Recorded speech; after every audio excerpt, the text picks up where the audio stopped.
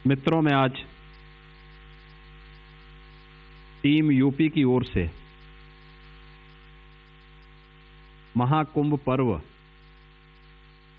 जो सनातन गर्व का प्रतीक है, इसके आयोजन के लिए आज जब मीडिया सेंटर का शुभारंभ हो रहा है, इस अवसर पर सबसे पहले आप सभी बंधुओं का हृदय से स्वागत करता हूं। मुझे प्रसन्नता है कि इतनी उत्सुकता से और इतनी देर से प्रतीक्षा के बावजूद आपके चेहरे पर प्रसन्नता है और एक सुकून जैसा एहसास मुझे दिखाई दे रहा है। मैं इसके लिए आप सबका हृदय से अभिनंदन करता हूं। मित्रों, 12 वर्ष के बाद महाकुंभ का आयोजन, और उसमें भी 144 वर्ष की वह शुभ मुहूर्त आए,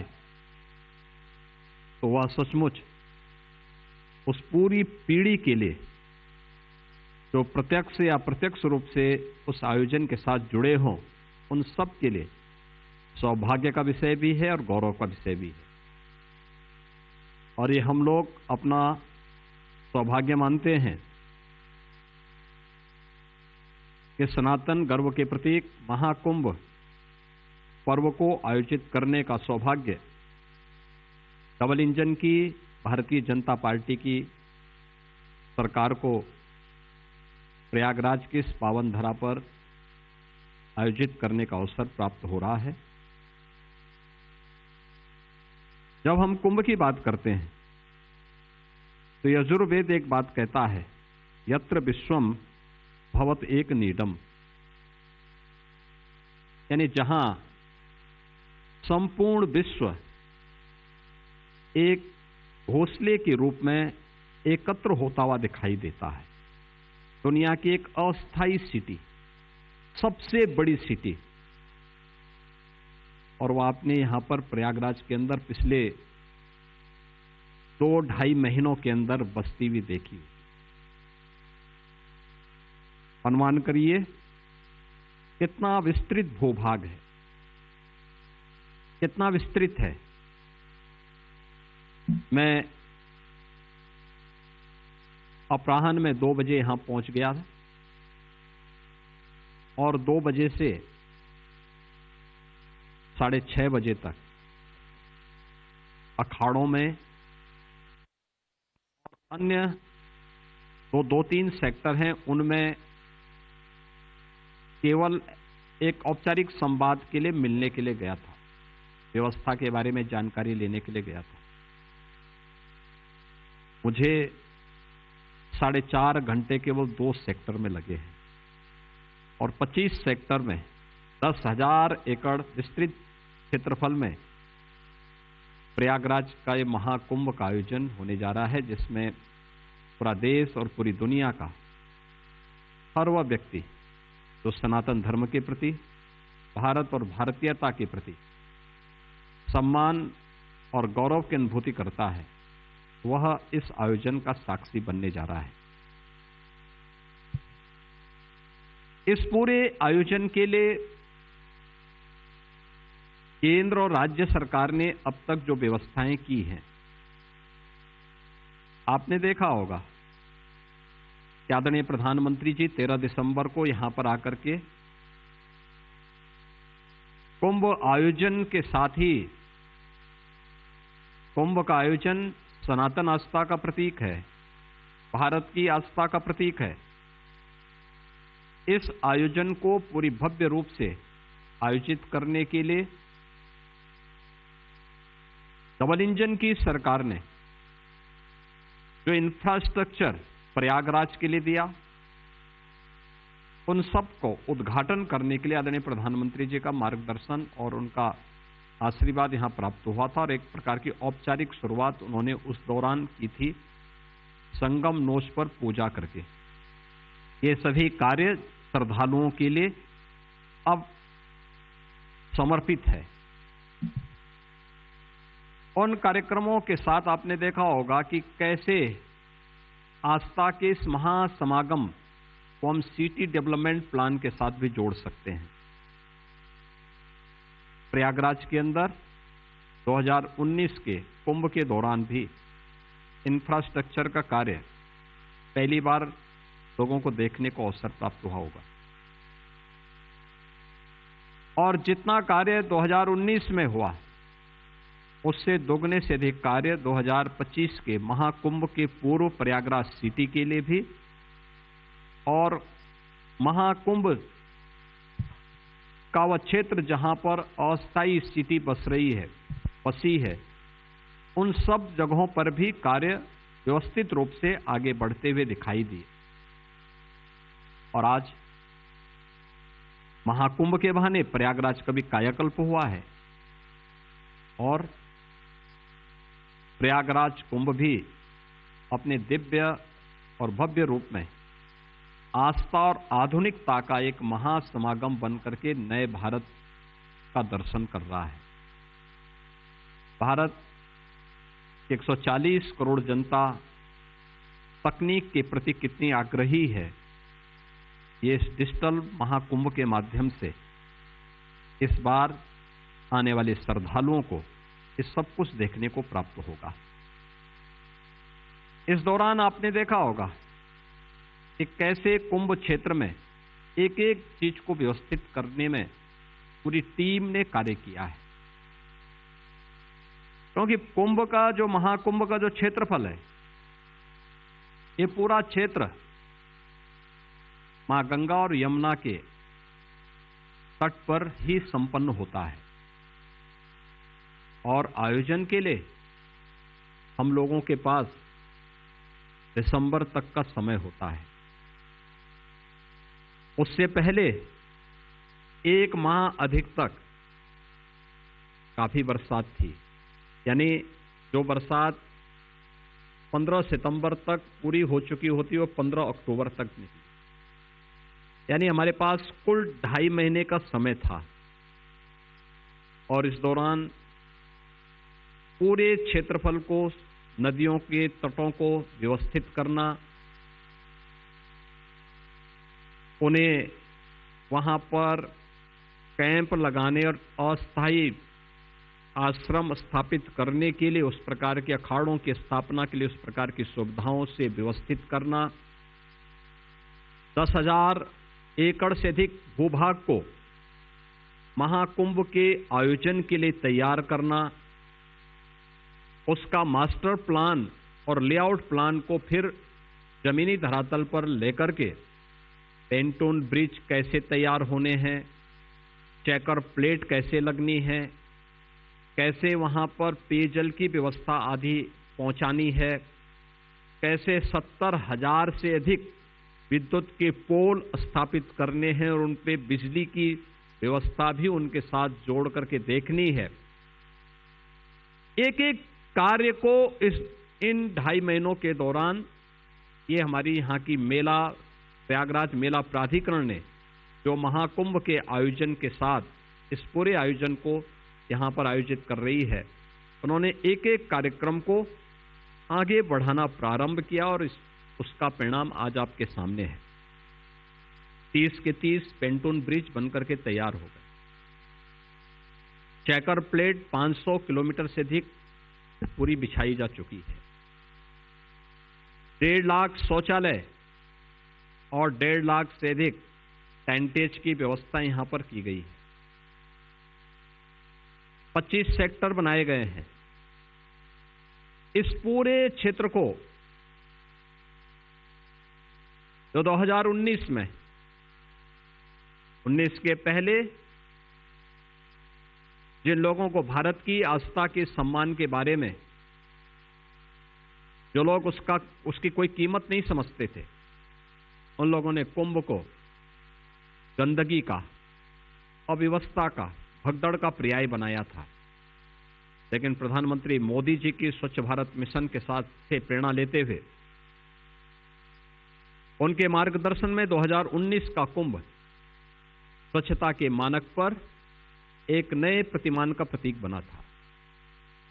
न केवल कुंभ क्षेत्र बल्कि मां गंगा और यमुना और सरस्वती की त्रिवेणी के संगम को भी इस बहुत शुद्ध जल उपलब्ध हो रहा था। और 2019 से भी बेहतर व्यवस्था 2025 के इस महाकुंभ के आयोजन के साथ यहां पर देखने को मिल रही है। 2024 में हम लोगों ने 2019 में यहां पर कुल 1,15,000 टॉयलेट बन पाए थे और इस बार यह 1.5 लाख से अधिक बनेंगे, बन चुके हैं। उन्हें व्यवस्थित किया जा रहा है और बहुत बेहतर तरीके से उन्हें आगे बढ़ाया जा रहा है। ऐसे ही सेक्टर की संख्या बढ़ाई गई, उसका विस्तार दिया गया। प्रयास किया गया है कि कुंभ क्षेत्र में संगम में स्नान करने के लिए आने वाले श्रद्धालुओं को, जो अपने साधन से आएंगे, उन श्रद्धालुओं को कोई समस्या न हो।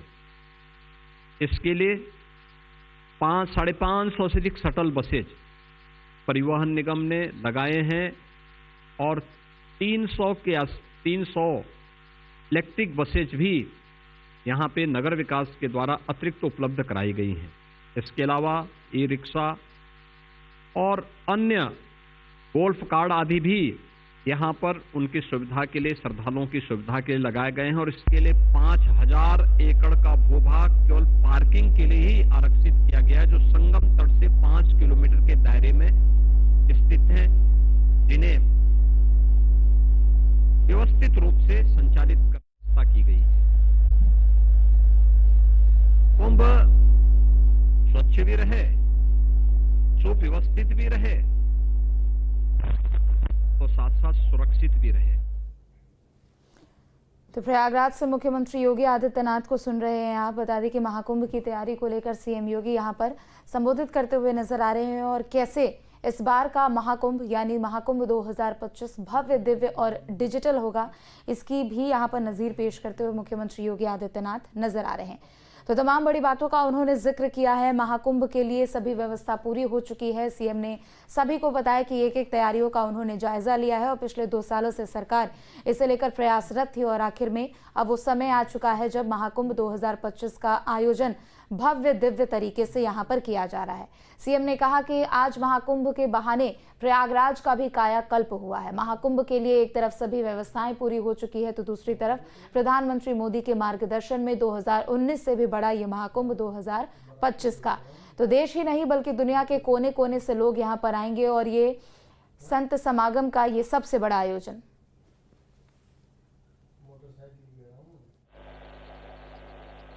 स्थानीय स्तर पर विभिन्न संस्थाओं को जोड़ करके भी इसे व्यवस्थित रूप से आगे बढ़ाने का कार्य किया गया है और इसको आगे बढ़ाने के लिए पूरी सुविधाएं उपलब्ध करवाई गई हैं। 13 अखाड़ों ने अपने आश्रम स्थापित कर लिए हैं, 13 अखाड़े स्थापित हो चुके हैं। दंडीवारा, खाक चौक, ये सभी व्यवस्थित रूप से यहां पे संचालित हैं। आचार्यवाड़ा, ये भी पूरी तरीके से अपनी इनकी गतिविधियां संचालित हो चुकी हैं। प्रयागवाल अपनी व्यवस्था को पूरी व्यवस्थित रूप से आगे बढ़ा रहा है। इस दौरान 25 से 30 लाख कल्पवासी भी यहां पर अगले 1 महीने तक, यानी माघी पूर्णिमा तक वे लोग प्रयागराज में रहेंगे। वे भी यहां पर कल तक पर्याप्त मात्रा में कल्पवासी भी मेला क्षेत्र में प्रवेश कर जाएंगे। इस अस्थायी स्थिति में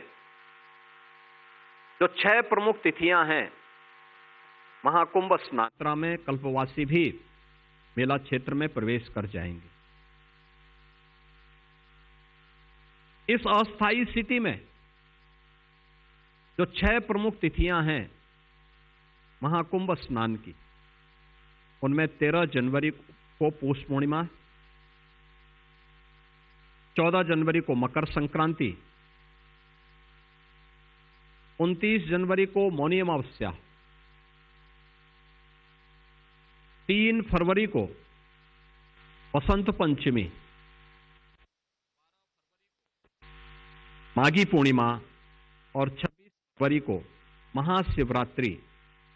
ये 6 प्रमुख स्नान हैं, जिनमें 3 जो परंपरागत रूप से शाही स्नान थे, जिन्हें अमृत स्नान के रूप में संतों ने उसे मान्यता दी। ये 3 प्रमुख होंगे मकर संक्रांति का, मौनी अमावस्या का और बसंत पंचमी का। इन तीनों स्नानों में मौनी अमावस्या के दिन हमारा अनुमान है कि 8 से 10 करोड़ तक श्रद्धालु प्रयागराज में आएंगे। प्रयागराज में सारी व्यवस्थाएं उनके लिए की जा रही हैं। बसंत पंचमी में भी हम लोगों का अनुमान है कि 5 से 6 करोड़ तक श्रद्धालु प्रयागराज में स्नान करने के लिए आएंगे। मकर संक्रांति के अवसर पर भी भारी मात्रा में श्रद्धालु प्रयागराज में आने वाले हैं। रेलवे ने 3000 से अधिक स्पेशल ट्रेन इस अवसर पर प्रयागराज के लिए प्रारंभ की। यहां पर पहले से एयर कनेक्टिविटी के लिए 10 कनेक्टिविटी से जुड़ा हुआ था। 14 नई फ्लाइट प्रयागराज के लिए जोड़ी गई हैं। 8000 से अधिक परिवहन निगम की बसेस प्रदेश के अंदर श्रद्धालुओं को प्रयागराज में लाने के लिए लगाई गई हैं। 9 रेलवे स्टेशन है जहां पर रेलवे से आने वाले श्रद्धालुओं को या यहां से जाने वाले श्रद्धालुओं को सुविधा देने के लिए, वहां पर अगर रेलवे स्टेशन पर भीड़ है तो उनके लिए अलग से वेटिंग स्पेस भी दिया गया है, जहां पे 1 लाख प्रत्येक रेलवे स्टेशन पर 1 लाख श्रद्धालुओं को अलग से उस वेटिंग लॉज में रुकने की व्यवस्था रहेगी। मोबाइल टिकट काउंटर भी हर एक रेलवे स्टेशन और प्लेटफॉर्म पर श्रद्धालु जनों को उपलब्ध होंगे। डिजिटल डिस्प्ले बोर्ड के माध्यम से रेलवे स्टेशन हो, एयरपोर्ट हो या परिवहन निगम के बस स्टैंड, वहां पर प्रत्येक जगह के लिए कब कब कौन सी सेवा प्रारंभ हो रही है, ये सारी सुविधाएं वहां पर उपलब्ध करवाने की तैयारियां की गई हैं। और एयर कनेक्टिविटी के लिए भी यहां पर अतिरिक्त वायु सेवा के साथ प्रयागराज को यह सुविधा प्रदान की गई है। जहां श्रद्धालुओं की सुविधा हो, वहीं पहली बार प्रयागराज में आने वाले जो श्रद्धालु हैं, प्रयागराज की उनकी यात्रा अद्भुत हो, अलौकिक हो, उनके लिए अकल्पनीय हो जाए कि जिसकी कल्पना नहीं कर सकते थे, वह भी उनको देखने के लिए को मिले। और आने वाले समय में केवल महाकुंभ के दौरान नहीं बल्कि पूरे वर्ष भर श्रद्धालु जन प्रयागराज, तो वैसे भी ये तीर्थराज है, तो तीर्थराज प्रयाग में श्रद्धालु आकर के उनका अनुभव कर सके। Akshay Vat corridor, Saraswati Koop corridor, Patalpuri corridor, Bade Hanuman जी मंदिर का कॉरिडोर, महर्षि भारद्वाज कॉरिडोर, प्रभु राम और निषाद राज के मिलन का जो पावन भूमि है श्रृंगवेरपुर का कॉरिडोर के साथ ही यहां पर अन्य जो कॉरिडोर भी स्थापित किए गए हैं, जहां पे श्रद्धालुओं के लिए पूरी व्यवस्था की गई है। जिसके बारे में मान्यता है कि ब्रह्मा जी के यज्ञ स्थल, दशाश्वमेध घाट व मंदिर, नागवासुकी मंदिर या 12 माधव के मंदिरों की पुनरुद्धार, प्रयागराज में जो आने वाले श्रद्धालु होंगे उन सब की इस यात्रा को अविस्मरणीय बनाएंगे। प्रयागराज के बारे में एक मान्यता थी कि यहां पक्के घाट नहीं बन सकते, लेकिन इस बार पक्के घाट भी हैं और 12 किलोमीटर के एक विस्तृत भूभाग में श्रद्धालु जनों को, आने वाले श्रद्धालुओं को स्नान करने का एक अद्भुत अवसर भी प्राप्त होगा। आपने देखा होगा कि संगम तट पर पर्याप्त जल है, जल अविरल भी है, निर्मल भी है, और अविरल तभी होगा जब पर्याप्त होगा। तो वह सब कुछ वहां पर मौजूद है। एक विस्तृत क्षेत्रफल बनाया गया है। क्राउड मैनेजमेंट के लिए भी विशेषज्ञों के साथ मिलकर के मेला प्राधिकरण ने वे सारी सुविधाएं उपलब्ध करवाई हैं और इन सभी कार्यक्रमों को व्यवस्थित रूप से आगे बढ़ाने का कार्य यहां पर किया गया है। प्रधानमंत्री जी की एक प्रेरणा थी कि आस्था और आधुनिकता का एक अद्भुत महासमागम भी ये बने, और जिसका शुभारंभ 13 दिसंबर को आदरणीय प्रधानमंत्री जी ने किया है। कुंभ सहायक चैटबॉट को भी उन्होंने यहां पे लॉन्च किया है, जिसमें AI चैटबॉट 11 भाषाओं में इससे संवाद करने में यह सक्षम है और ये भी यहां पे प्रारंभ हो चुका है। इसके अलावा महाकुंभ मेला 25 में एक ऐप लॉन्च किया गया है, जो गूगल के साथ भी इसमें एक MOU मेला प्राधिकरण ने यहां पर किया है, जो यहां के डिजिटल मैप पर पूरे मेला क्षेत्र को कोई भी श्रद्धालु आकर के देखना चाहता है, किसी सेक्टर में जाना चाहता है, किसी आश्रम में जाना चाहता है, तो उसे ये सुविधा यहां पर प्राप्त हो। मित्रों, आज इन सभी सुविधाओं को आपने देखा होगा, महसूस भी किया होगा और इस दौरान आप करेंगे।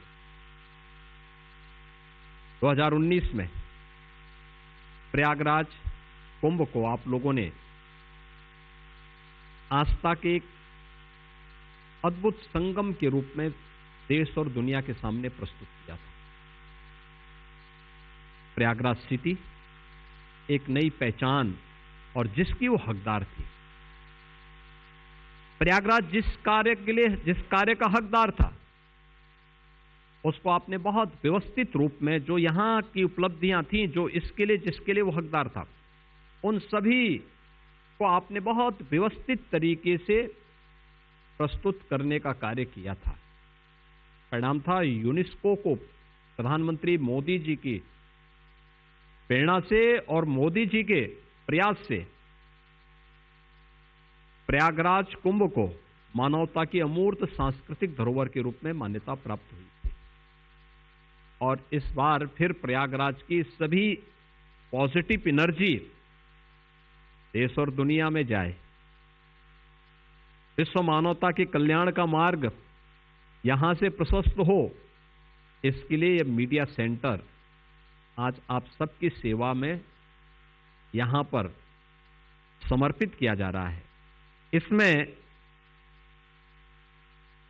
खबरें फाइल करने या इंटरव्यू पॉडकास्ट की व्यवस्था, एडिटिंग हो या फिर महाकुंभ से जुड़े हुए किसी संदर्भ ग्रंथ की आवश्यकता, ये सभी कुछ आपको एक प्लेटफॉर्म पर उपलब्ध हो सकती है और उसके लिए मीडिया सेंटर यहां पर स्थापित किया गया है।